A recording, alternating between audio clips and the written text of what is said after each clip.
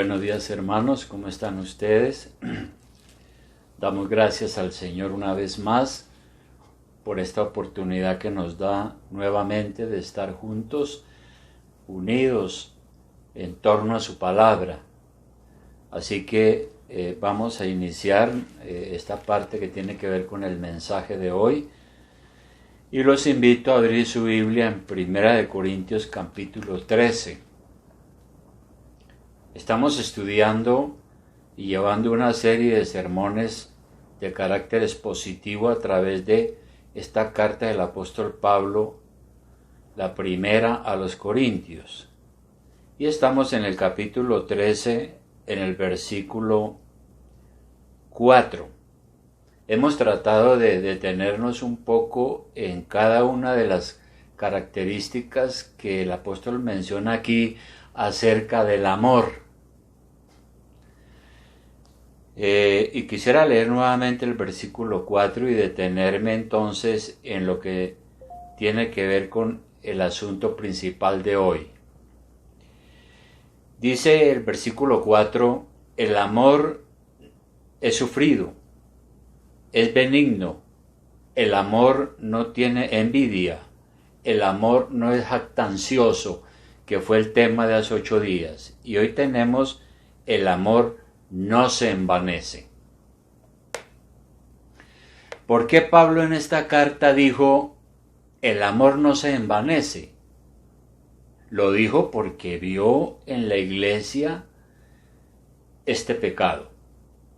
Vio una carencia de este amor que no se envanece. Ahora, la palabra envanecer en el original griego es una palabra muy curiosa, porque significa fuelle. Un fuelle es un instrumento que sirve para inflar cosas. De manera que metafóricamente se puede decir que el amor no infla. El verdadero amor de Dios, cuando está en nuestro corazón, no nos infla. La persona que se envanece es una persona engreída, arrogante, orgullosa. En el lenguaje popular se dice que es alguien que no cabe en su propio cuero, porque está hinchada, envanecida, inflada. Es una persona llena de orgullo, que ya casi se explota. De ahí el significado de envanecerse, como enaltecerse, o inflarse, o hincharse. Ahora, quisiera ver algunas señales de que uno como cristiano se está envaneciendo. Si queremos practicar el amor que no se envanece, lo que hay que mirar es cuándo es que probablemente uno se está envaneciendo. Y precisamente hay algunas señales, y quisiera mencionar algunas. La primera, uno como cristiano se está envaneciendo cuando empieza a justificarse a sí mismo. Sabemos por los evangelios que nuestro Señor fustigó repetidamente a los fariseos por su orgullo. De manera que vamos a iniciar leyendo Lucas 18, 9, 10. Vamos a ver algunos versículos para entender este tema. En Lucas capítulo 18, versículo 9 al 10, leemos lo siguiente. A unos que confiaban en sí mismos como justos y menospreciaban a los otros, dijo también esta parábola. 2 hombres subieron al templo a orar. Uno era fariseo y el otro publicano. El fariseo, puesto en pie, oraba consigo mismo de esta manera. Dios, te doy gracias porque no soy como los otros hombres, ladrones, injustos, adúlteros, ni aun como este publicano. Ayuno 2 veces a la semana, doy diezmos de todo lo que gano. Mas el publicano, estando lejos, no quería ni aun alzar los ojos al cielo, sino que se golpeaba el pecho diciendo: Dios, sé propicio a mí, pecador.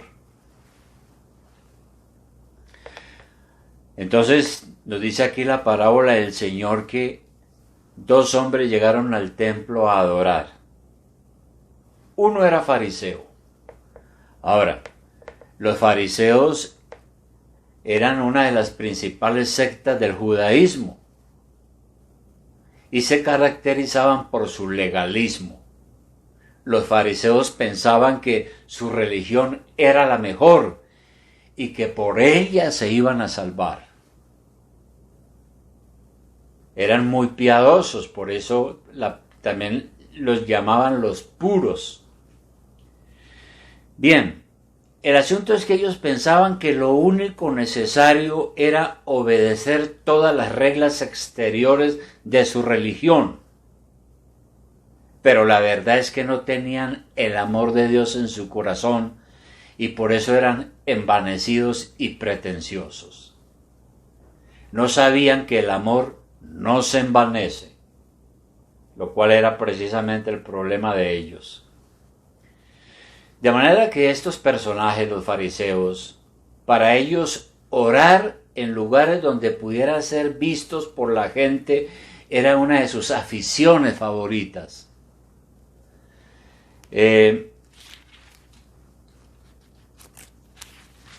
Allí mismo en Lucas 20:47 dice, hablando de los fariseos, dice que ellos, podemos leer el 46 también, donde el Señor le dice a sus oyentes: guardaos de los escribas que gustan de andar con ropas largas y aman las salutaciones en las plazas y las primeras sillas en las sinagogas y los primeros asientos en las cenas, que devoran las casas de las viudas y por pretexto hacen largas oraciones. Estos recibirán mayor condenación. Entonces eso era lo que hacían. Oraban y todo eso para que la gente dijera: qué hombres tan santos. El otro hombre que llegó al templo era un publicano, es decir, era un recaudador de impuestos.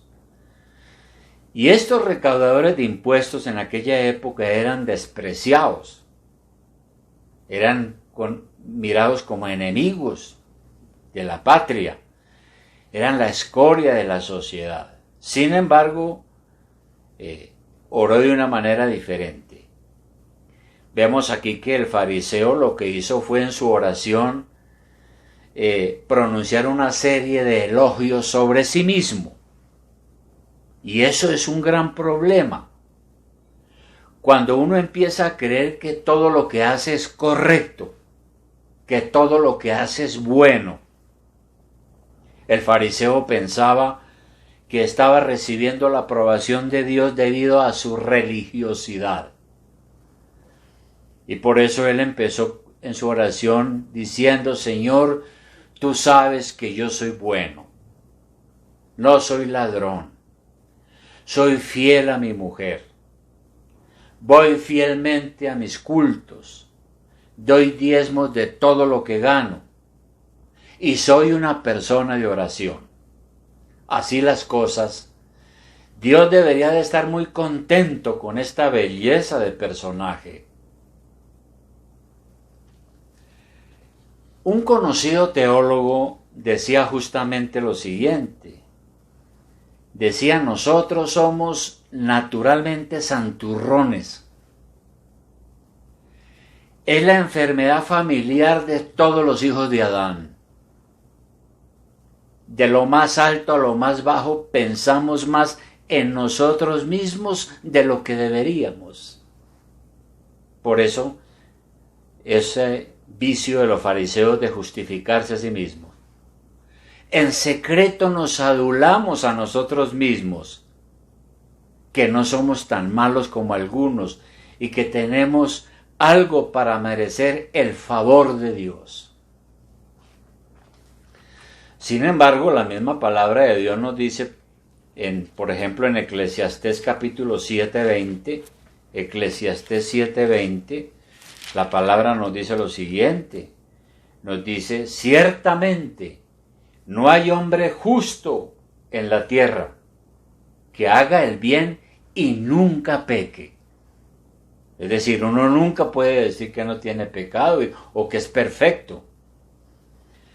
De manera que esta fue la oración del fariseo, una oración llena de vanidad, de orgullo, de afirmación propia, de creerse más santo que los demás. Todo lo contrario hizo el publicano, porque la oración de él fue una actitud sin envanecimiento. Dice aquí que él solamente no se atrevía ni a alzar los ojos al cielo, sino que decía, Dios, Dios, perdóname y sé propicio, séame favorable. De manera que diríamos que en primer lugar, un cristiano se está envaneciendo cuando empieza a justificarse a sí mismo. Segundo, se empieza a envanecer cuando empieza a pensar que es superior a los demás. Uno lee en Romanos 12:3, lo siguiente. Escribe Pablo a los Romanos 12:3. Digo pues, por la gracia que me es dada, a cada cual que está entre vosotros, que no tenga más alto concepto de sí que el que debe tener, sino que piense de sí con cordura, conforme a la medida de fe que Dios repartió a cada uno. Está diciendo aquí el apóstol entonces que uno debe tener cuidado con el concepto que tiene de sí mismo, porque puede uno equivocarse y pensar que es superior a los demás. Y uno empieza a creerse un modelo para los demás. Por lo tanto, no debe creerse más. Los creyentes de Corinto, a donde Pablo escribe esta carta, tenían un alto concepto de sí mismos. Estaban vanagloriándose por los dones que tenían y por eso no estaban siendo cuerdos en su manera de pensar. Parece que esta es una de las consecuencias del pecado. Dios nos ha dotado de algunas cualidades, algunas habilidades, algunas simpatías, algunos dones, y por eso empezamos a creernos mejores que todo. Pablo dice que debemos ser sobrios con respecto a la apreciación de nosotros mismos. Y el apóstol les dice que piensen con cordura. En otras palabras, que sean cuerdos en su manera de pensar. Cuando una persona no es cuerda, decimos que está loca, le falta cordura. Una persona sobria es una que está en su juicio cabal. Por ejemplo, un hombre que ingiere mucho alcohol, decimos que no es una persona sobria, sino borracha. Y en ese estado no puede evaluar y juzgar las cosas apropiadamente. El alcohol le hace ver las cosas mucho mejor de lo que en realidad son. Piensa que es una gran persona, piensa que lo suyo es lo mejor, su familia es lo mejor. Su prepotencia lo lleva a perder el juicio y no ve las cosas en su justa realidad. Ha perdido el juicio, no está pensando con cordura. Ahora, si esto pasó en la iglesia de Corinto, puede pasar en cualquier iglesia y puede pasar en nuestra iglesia. Porque algunos pueden pensar, soy el más dotado aquí en la iglesia. ¿Qué harían sin mí? Soy el más sabio y el más inteligente. Y así no están pensando con cordura. Una persona así no va a servir en la edificación de la iglesia, porque solo Él es el único que a su manera de ver puede hacer las cosas bien y nadie las hace mejor que Él. Y por eso aquí el apóstol Pablo está diciendo entonces que nadie tenga ni más alto concepto de sí que el que debe tener, sino que piense de sí con cordura, conforme a la medida de fe que Dios repartió a cada uno. Porque de la manera que en un cuerpo tenemos muchos miembros, pero no todos los miembros tienen la misma función, así nosotros, siendo muchos, somos un cuerpo en Cristo y todos miembros los unos de los otros. Y un tercer asunto que pienso que es bueno analizar cuando uno empieza a envanecerse es cuando uno empieza a creer que ya sabe lo suficiente. Hace unos años una persona aquí en la iglesia me dijo que en la escuela dominical deberíamos enseñar otra cosa, porque lo único que se enseñaba aquí era la declaración de fe y ella ya la sabía. Es decir, llegó a un punto de conocimiento tal que ya la escuela dominical no le aportaba nada para su conocimiento. Supuestamente ya se sabía la confesión de fe de memoria.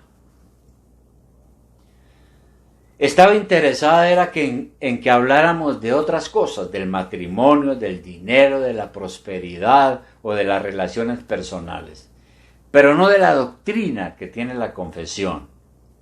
Aunque eso es un error porque nuestra declaración de fe tiene enseñanzas doctrinales para todas las áreas de la vida. Pero lo poco que ella sabía la envaneció. Por eso el apóstol escribía en 1 Corintios 8,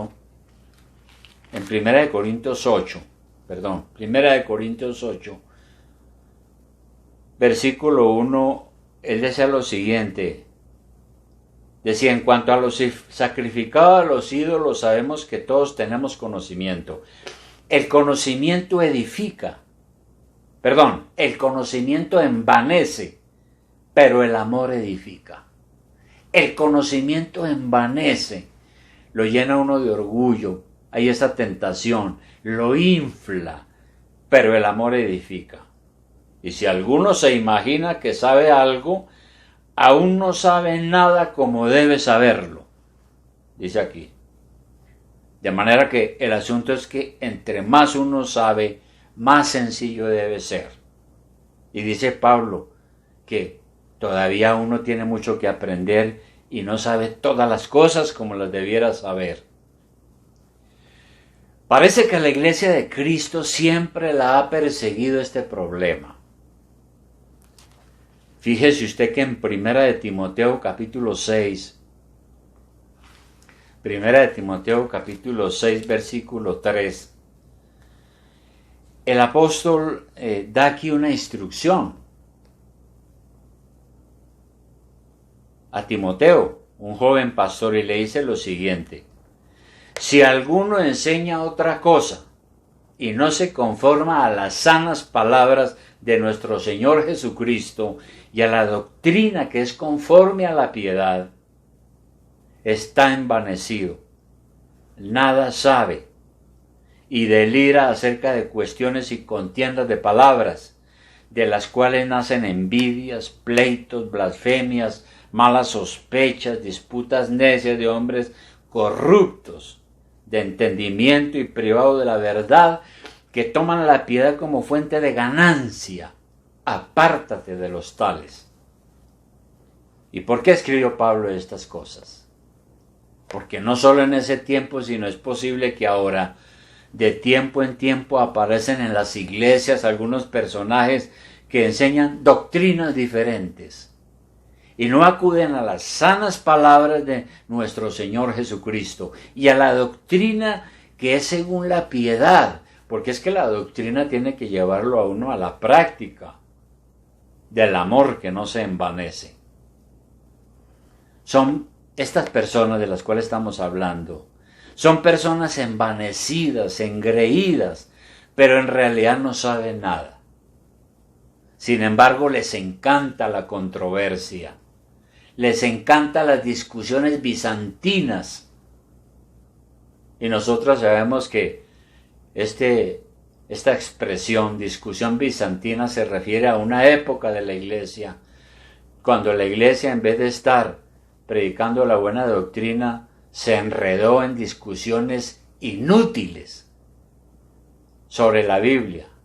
Por ejemplo, decía que habían discusiones como si fueran importantes y no lo eran, discusiones como cuál era el sexo de los ángeles, o si Jesús se rió, y cosas de esas por el estilo. A eso se le llaman discusiones bizantinas. Pero lo que queremos decir es que hay personas que les gusta la controversia y terminan en ese tipo de discusiones inútiles. Y luego terminan incendiando la iglesia porque provocan envidias, contiendas, injurias, sospechas, ruinas, y finalmente llevan la iglesia al conflicto y a la división. La realidad es que estas personas tienen su mente no llena de sabiduría, sino llena de orgullo, están inflados, tienen su mente llena de humo, tienen su visión oscurecida, tienen su mente nublada. Por eso Pablo instruyó también, según Filipenses capítulo 2, Filipenses capítulo 2, en el versículo 2, él instruyó a esta iglesia y dijo algo lo siguiente. Filipenses capítulo 2 versículo 3 dijo: nada hagáis por contienda o por vanagloria en la iglesia. Cada uno de nosotros no debemos hacer cosas por pelea o por vanagloria, es decir, por vanidad personal, antes bien con humildad, estimando cada uno a los demás como superiores a sí mismos. Cuando una persona está motivada por la ambición egoísta, busca todo para él mismo. En su vanidad quiere estar por encima de los demás. Un cuarto asunto sobre esto de las señales de que uno se está envaneciendo es cuando uno se vuelve engreído por su posición social en la vida. En la iglesia de Corinto habían algunos engreídos que no sabían que el amor no se envanece. Y eso generó una rivalidad entre líderes y grupos que dividieron el cuerpo de Cristo. Este es el pecado en que puede caer uno cuando sirve a Dios en algún ministerio. Entonces lo nombran a uno en un ministerio en la iglesia y uno puede caer de pronto en la vanidad y generar estos problemas. En el caso de los pastores, Pablo escribía en Primera de Timoteo 3, versículo 6, Pablo está aquí explicando cuáles son los requisitos de un pastor. Está enseñando esto. Y en el versículo 6, entre lo que él dice lo siguiente, dice que el que es candidato a pastor no debe ser un neófito, no sea que envaneciéndose caiga en la condenación del diablo. ¿Y qué es un neófito? Un neófito es alguien recién convertido, alguien recién llegado a la iglesia. La iglesia no debe nombrar de pastor a un novato porque no ha madurado. Y al sentirse investido con autoridad espiritual, termina envanecido o inflado o lleno de orgullo. Lo dice el apóstol. Probablemente él vio muchos casos de estos. Ahora, Pablo deja entrever que esto fue la caída de Satanás. Porque Satanás se envaneció. Quiso quiso ser igual a Dios y fue destronado de su posición original. Ahora, la condenación de Satanás fue el envanecimiento, está diciendo aquí. Ahora, es poco lo que se sabe sobre el origen de Satanás y de su caída, con excepción de estos detalles que a veces encontramos. Algunos creen que el origen de Satanás está en el libro de Ezequiel. Y según el Nuevo Testamento y la historia, existió en el siglo VI antes de Cristo una ciudad-estado llamada Tiro, muy importante. Y esta ciudad de Tiro tuvo un rey cuya característica fue el orgullo. Y Ezequiel usó una leyenda que había entre los judíos para aplicársela al rey de Tiro y profetizar su caída. En Ezequiel 28:12 tenemos este asunto al cual me estoy refiriendo. Ezequiel 28, versículo 12, por ejemplo, refiriéndose al rey de Tiro, le profetiza lo siguiente, le dice, hijo de hombre, en el versículo 12, Ezequiel 28:12, hijo de hombre, levanta endecha sobre el rey de Tiro y dile, así ha dicho Jehová el Señor, tú eras el sello de la perfección lleno de sabiduría y acabado de hermosura. En el Edén, en el huerto de Dios estuviste, de toda piedra preciosa era tu vestidura. ¿No? 14 dice, tú querubín grande, protector, yo te puse en el santo monte de Dios, ahí estuviste, en medio de las piedras de fuego te paseabas. 15, perfecto eras en todos tus caminos desde el día que fuiste creado hasta que se halló en ti maldad. A causa de la multitud de tus contrataciones, fuiste lleno de iniquidad y pecaste. Porque por lo que yo te eché del monte de Dios y te arrojé de entre las piedras del fuego, oh querubín protector. Entonces los judíos tenían una leyenda de cierto personaje celestial que estaba muy antes de todas las cosas en un jardín, un querubín. Y Ezequiel usa esa leyenda para decir, eso le va a pasar a usted por ser orgulloso, rey de Tiro. Y bueno, han habido muchas especulaciones de eso, porque realmente parece que no se refiere exactamente al diablo. Pero lo que está claro es que tanto el rey de Tiro como el mismo Satanás fueron condenados por su envanecimiento. Y el amor no se envanece. Un quinto asunto que quiero tratar aquí sobre este asunto de señales que pueden mostrar que uno se está envaneciendo es cuando uno se vuelve engreído por su posición económica en la vida. Hoy en día casi no hay nadie que no piense que la posición económica da estatus. Y algunos piensan que no importa que no se tenga educación, porque lo importante es tener plata. Tener plata abre puertas. Así que el que se deja fascinar por esta idea termina colocando su enriquecimiento personal como prioridad en su vida. Entonces su prioridad no es Dios, sino sus logros económicos, y eso lleva necesariamente al orgullo y la arrogancia.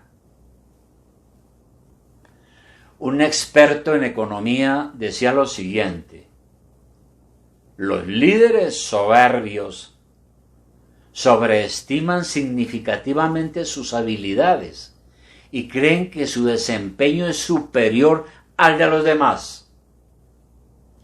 Padecen de exceso de confianza. Son excesivamente ambiciosos y en consecuencia arrogantes, por lo que tienden a ser resistentes a la crítica y a la duda y a ser despectivos hacia los consejos externos.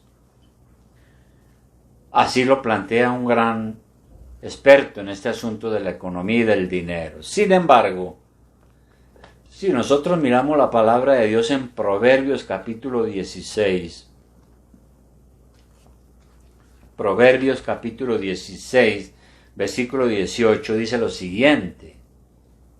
Dice, antes del quebrantamiento es la soberbia, y antes de la caída la altivez de espíritu. Se dice que en el mundo los grandes empresarios han caído por causa de su orgullo y sus mentiras. Y en los últimos años hemos visto grandes imperios económicos en los Estados Unidos que han caído y sus líderes están en la cárcel. Y se ha visto que son personas sumamente vanidosas, orgullosas, creen ser los más inteligentes y han caído. El amor no se envanece. Y dice la Escritura entonces que antes del abatimiento o de la caída viene el enaltecimiento, el orgullo. Ahí mismo en Proverbios 18:12 hay otro versículo importante. Dice, antes del quebrantamiento se eleva el corazón del hombre.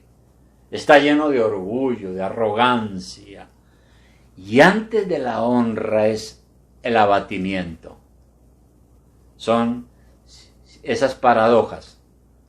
Si la palabra nos advierte sobre esto, es porque así sucede. Dios mismo se encarga muchas veces de quebrarnos, de aplastarnos para quebrar nuestra vanidad. Porque es en la humildad que aprendemos a ser mejores. Cuidado entonces con tener un más alto concepto de nosotros, más allá de la realidad. Eso equivale a perder el juicio. Pablo dice, no sean locos, no se crean más, piensen con cordura, con sano juicio. Debemos tener la actitud del publicano. En vez de creernos más que los demás, mejor humillarnos delante de Dios, reconocer nuestro pecado y ser agradecidos por su misericordia. Como oraba el publicano, Señor, yo no soy nada, perdóname, soy pecador, ayúdame, Dios mío. Y dice el relato que a ese perdonó Dios y a ese justificó Dios. Al otro orgulloso que fue allá a decir que él era lo último, pues salió sin la bendición del Señor. Así las cosas, hermanos queridos, nuestro Señor nos llama a seguir su ejemplo. Él dijo, aprendan de mí que soy manso y humilde de corazón y hallarán descanso. Cuando uno lee las Escrituras y se da cuenta de ese carácter del Señor, cuyo amor no se envanece. Y así es, el amor no se envanece, no se infla de orgullo. Hemos tenido cuidado de esto. Nosotros, como iglesia, hemos tenido cuidado de esto. Cuidado, porque podemos no agradar al Señor. Así que si el Espíritu Santo le hace ver a usted alguna inclinación hacia el envanecimiento, ore y pida perdón, porque esto no agrada al Señor. Contrista al Espíritu Santo de Dios y no deja que disfrutemos de la paz y las bendiciones de Dios, de una vida armoniosa y tranquila. Apreciado hermano, que Dios le ayude y nos ayude a todos a tener este amor que no se envanece. Vamos a orar. Amado Padre Celestial, muchas gracias, Señor, en esta hora, porque hemos estado mirando en qué consiste el verdadero amor que los seres humanos debiéramos tener. No un amor sensiblero, no un amor humano, no un amor carnal, sino el amor de Dios. El amor con estas características que hemos visto, entre ellas la de que el amor no se envanece. Perdónanos, Señor, si nosotros hemos fallado sobre este particular. Ayúdanos a ser cuerdos para enmarcarnos dentro de la realidad de lo que somos. Somos pecadores, pero también somos hijos de Dios. Pero al mismo tiempo, Señor, todo se lo debemos a ti. Danos, Señor, ese fruto glorioso del amor que no se envanece. Te lo pedimos en el nombre de Jesús nuestro Salvador. Amén.